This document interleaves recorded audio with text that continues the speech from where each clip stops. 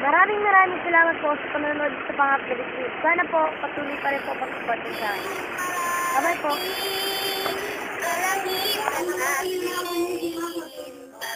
Unti-unti kinabukasan ko'y magbibigay.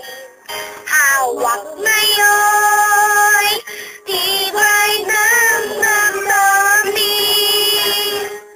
Bukas naman sa'king pagkiling, kapiling ko'y pangarap na bitihin.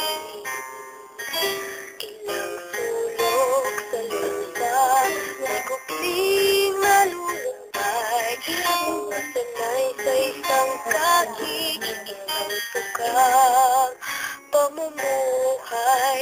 Isunod sa langit, nais magkagong buhay.